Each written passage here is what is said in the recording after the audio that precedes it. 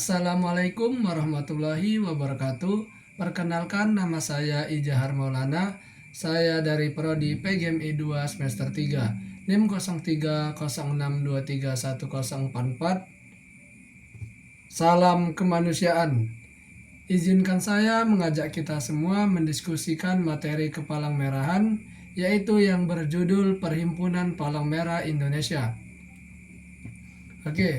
Sejarah singkat Perhimpunan Palang Merah Indonesia. Perhimpunan Palang Merah Indonesia atau PMI didirikan pada 17 September 1945, hanya sebulan setelah proklamasi kemerdekaan Indonesia. Atas perintah Presiden Soekarno, pembentukan PMI dipimpin oleh Dr. Rajiman Mochtar, oleh seorang dokter yang berperan penting dalam pendiriannya.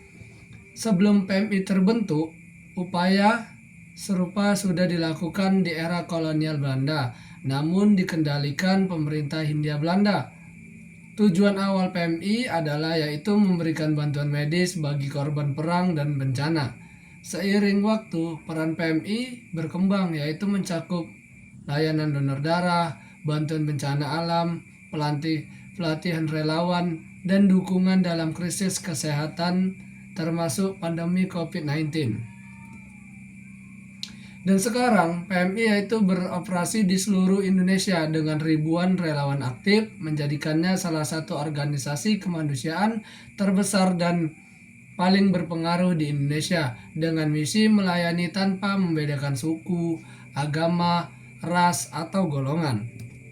Nah, selanjutnya itu peran PMI dalam penanggulangan bencana di Indonesia.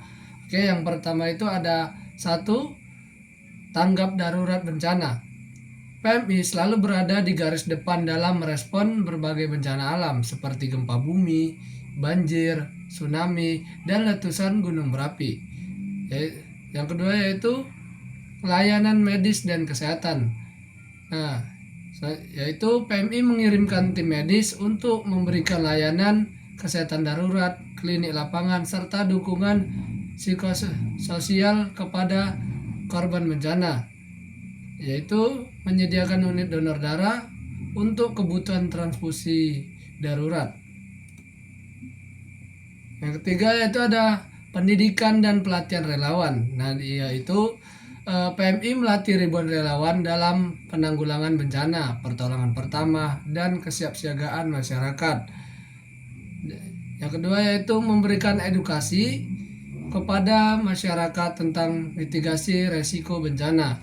Selanjutnya yaitu yang keempat, koordinasi dengan pemerintah dan lembaga internasional. Nah, yang dimaksud ialah PMI bekerja sama dengan Badan Nasional Penanggulangan Bencana atau BNPB dan organisasi internasional yaitu seperti IFRC, International Federation of Red Cross, dalam respon dan memulihkan dampak bencana. Yaitu yang kelima ada pemulihan pasca bencana. Yang dimaksud ialah PMI membantu dalam rehabilitasi dan rekonstruksi seperti membangun tempat tinggal sementara, menyediakan air bersih dan sanitasi untuk membantu masyarakat kembali kehidupan yang normal. Nah, selanjutnya itu ada PMI sebagai garda terdepan pelayanan kemanusiaan. Jadi yang pertama itu ya pelayanan medis dan donor darah, yaitu PMI menyediakan layanan medis termasuk ambulan, pertolongan pertama, dan fasilitas donor darah yang menyelamatkan ribuan nyawa setiap tahunnya. Lalu yang kedua ialah ada penanggulangan bencana. Yang dimaksud ialah PMI aktif merespon bencana alam seperti gempa bumi, tsunami, banjir, dan kebakaran hutan. Mereka melakukan evakuasi, memberikan bantuan medis, dan mendistribusikan bantuan logistik. Yang ketiga yaitu pembinaan relawan. Yang dimaksud ialah PMI melatih ribuan relawan yang siap bertugas kapanpun untuk menangani situasi darurat dan bencana. Relawan ini menjadi tulang punggung PMI dalam aksi kemanusiaan. Yang keempat yaitu ada pelayanan kesehatan dan juga sosial.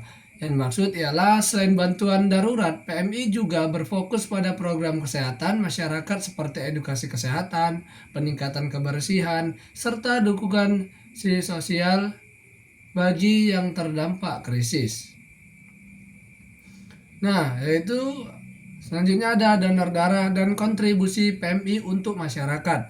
Donor darah adalah proses sukarela di mana seseorang menyumbangkan darahnya untuk mereka yang membutuhkan transfusi darah, seperti pasien dengan kondisi medis tertentu, korban kecelakaan, atau mereka yang menjalani operasi.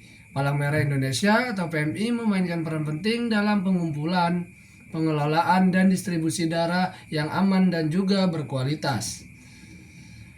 Selanjutnya yaitu ada pendidikan dan pelatihan relawan PMI untuk membangun generasi peduli. Yang pertama itu ada pengenalan relawan PMI.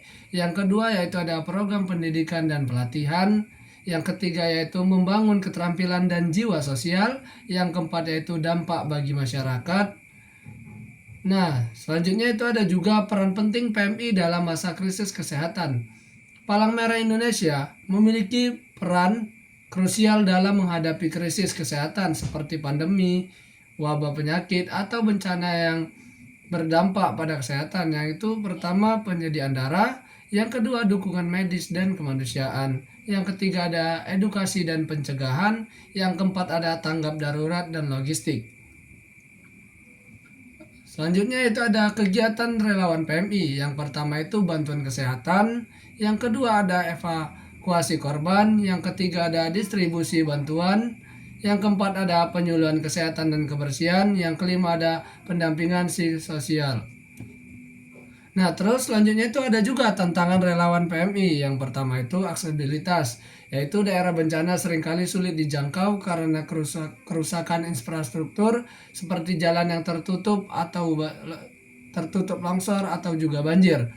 Nah, yang kedua yaitu ada sumber daya yang terbatas, yang ketiga ada resiko kesehatan dan keamanan, dan yang keempat yaitu ada koordinasi dengan berbagai pihak.